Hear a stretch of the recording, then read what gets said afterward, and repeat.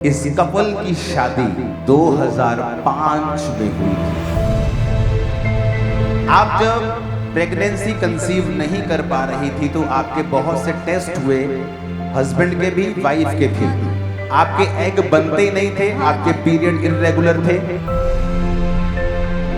लोग आपको negative words बोलते थे। हाँ जी, बोलते हैं इसको कभी बच्चा नहीं होगा, ये कभी माँ नहीं बन सकता, शादी के बहुत काफी समय हो गया। ये रात को उठ के रोड पे मरने के लिए चले जाते। और दोनों पसली घर में ही रहते थे, किसी रिश्तेदार किसी फंक्शन में नहीं जाते थे, सिर्फ इस डर के कारण कि कहीं लोग ये ना पूछ लें कि तेरे बेबी हुआ कि नहीं हुआ। मेरा नाम बहरान प्रसाद है। अपना नाम? मेरा नाम ललिता देवी है।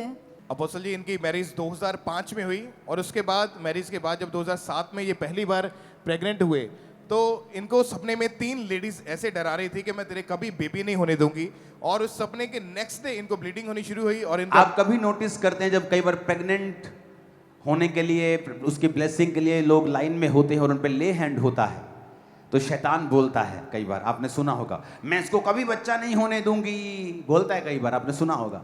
आप जब प्रेगनेंसी कंसीव नहीं कर पा रही थी तो आपके बहुत से टेस्ट हुए, हस्बैंड के भी, वाइफ के भी। आपके एग बनते ही नहीं थे, आपके पीरियड इर्रेगुलर थे। कितने साल दवाइयां खाई हैं? 10 साल। को कितने डॉक्टर बदले? 12 से 15 बदल दिए। और उधर ही बिहार में बदले कि और भी जगह गए? जलंधर और बिहार मिला के। बिहार में कौन से शहर? गोपालगंज। और वहां आपने, और यहाँ जलंधर में भी, जहां बेस्ट ट्रीटमेंट है दुनिया का, जलंधर में आपने 10 से 12 से आपने 15 डॉक्टर चेंज किए और 10 साल आपने दवाइयां खवाई। जी।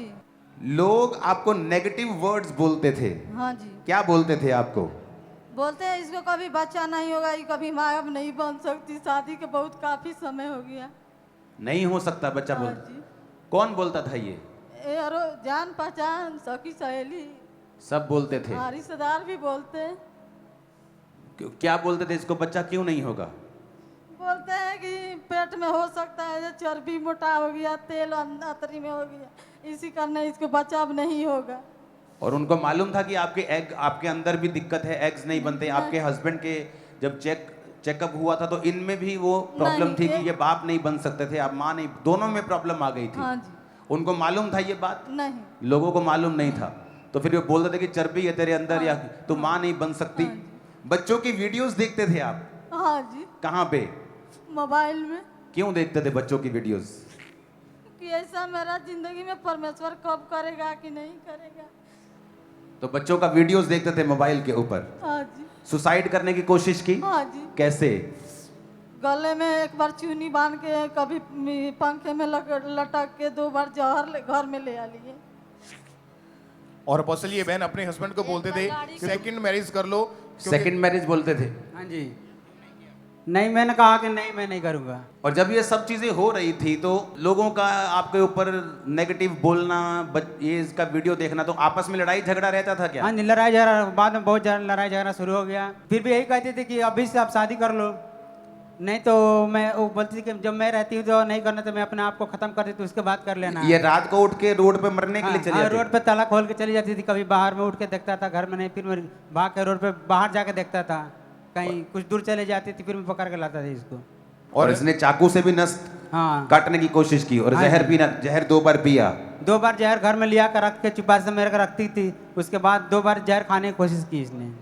और घर में रखा था जहर? हाँ जी।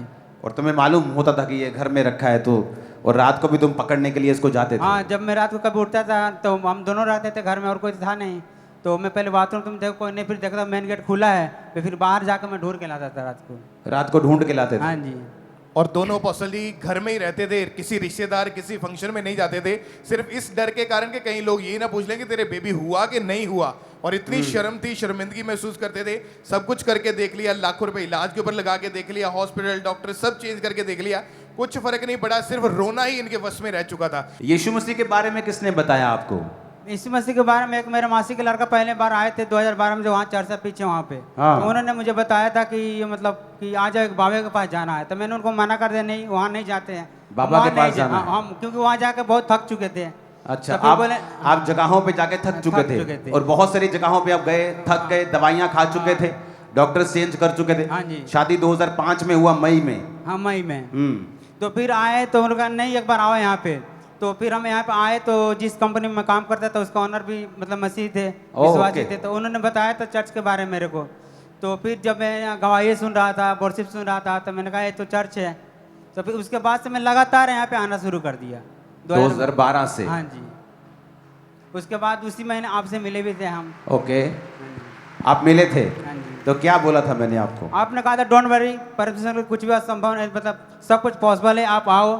तो इनको बोले थे कि वहाँ पे बोलो, मतलब कि आप दिए थे ऑयल और एक पानी वो भेज दिए थे हम, वो बोले उन्हें भी यहाँ पे ला सकते हो तो लाओ। तो इसके बाद 2013 में मैंने इसे यहाँ पे ले आया। और उसके बाद मैंने बोला था कि प्रभु में आप लगातार बने रहो, हाँ जी। तो परमेश्वर आपकी प्रार्थना को सुनेगा। सुनेगा।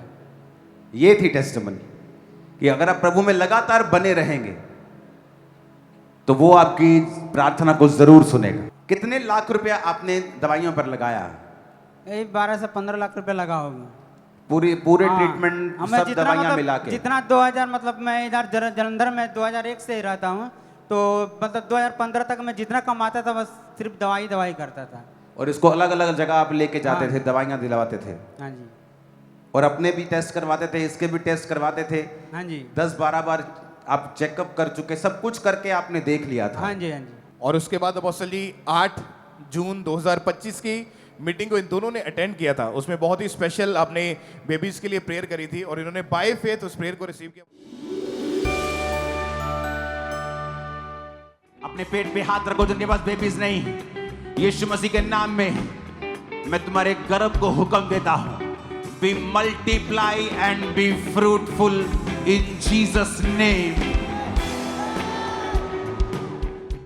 आपने लिखा कि उस दिन जब प्रेयर हो रही थी, आप दोनों उस प्रेयर को जब रिसीव करने लगे, तो जब आप डॉक्टर के पास नॉर्मल चेकअप करवाने के लिए गए थे? हाँ जी, नॉर्मल चेकअप कराने के लिए आप गए। अभी भी डॉक्टर्स के पास जाते थे शादी के 20 साल बाद भी? हाँ जी। तो जब आप डॉक्टर के पास गए, आप पीरियड की दवाई लेने के लिए गए थे हाँ जी। डॉक्टर के पास, हाँ जी, हाँ जी। तो क्या हुआ वहां पे? तो डॉक्टर ने मतलब कि पहले जो दवा दिया था पीरियड आने के लिए, तो उन्होंने बोला दवा जब खत्म होगा उसके बाद आना। हाँ। तो 1 महीना बीत गया। जून में हम जब यहाँ से गए, उसके बाद हम 1 अगस्त को गए थे वहाँ पे। तो उन्होंने कहा कि पीरियड नहीं आया था, नहीं। तो फिर उसने दवा लिखना शुरू कर दिया पीरियड आने। तो हमने कहा कि एक बार टेस्ट कर लीजिए। फिर उन्होंने टेस्ट लिखा, टेस्ट किए, टेस्ट करते कि पॉजिटिव आया है। जिस समय इनका पॉजिटिव आया, ये पीरियड आने की दवाई भी खा रहे दवा थे। खा रहे थे। तो ये तो और डेंजरस चीज है कि आप एक चीज के लिए दवाई खा रहे हो कि वो चीजें बाहर आ जाएं, और उस समय प्रेगनेंसी कंसीव करना, ये एक सुपर नेचुरल मिरेकल है। आपने लिखा आप दोनों रोने लग गए थे वहां। हाँ जी। क्या हुआ था वहां? इतने से कितनी 2009 के बाद कभी भी नहीं देखे थे। मैंने मतलब सोचा कि डॉक्टर का झूठ तो नहीं बोलते। आपका जब टेस्ट पॉजिटिव आया तो डॉक्टर हैरान थे, हाँ शॉक जी, हो गए। हाँ जी। क्योंकि मैं तो खुद हैरान हूं कि अगर आप मेडिसिन खा रहे हैं एक चीज के लिए, वो पीरियड्स आए तो उस समय प्रेगनेंसी होना ये डॉक्टर ही बता सकते हैं। आप डॉक्टर भी शॉक थे और आप दोनों रो रहे थे। हाँ जी। और आपको मालूम था कि परमेश्वर ने हाँ आपके जी, प्रेयर को सुना है। हाँ। हाँ जी।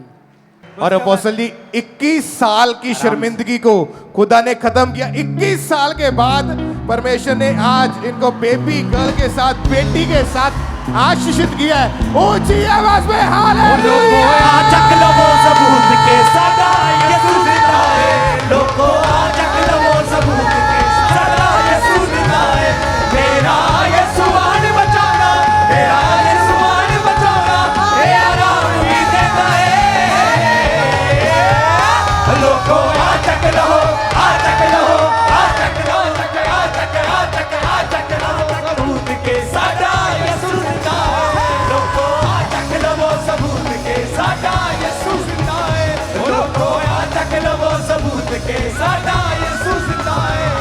ऊंची आवाज में hallelujah. Oh Jesus, Jesus, Jesus, Jesus.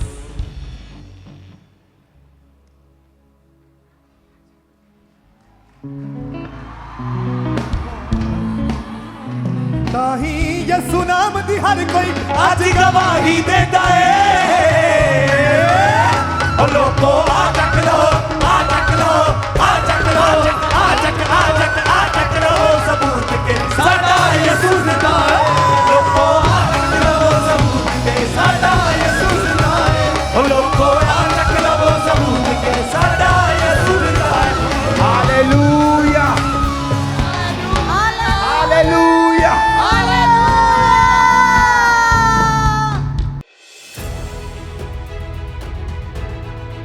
परमेश्वर के दास द्वारा दिए गए जीवित वचनों और बाइबल के गहरे आत्मिक रहस्यों को जानने के लिए आज ही हमारे YouTube चैनल को सब्सक्राइब करें, बेल आइकन को जरूर प्रेस करें ताकि परमेश्वर की नई आत्मिक शिक्षा न्यू रेवलेशन सबसे पहले आप तक पहुंच सके।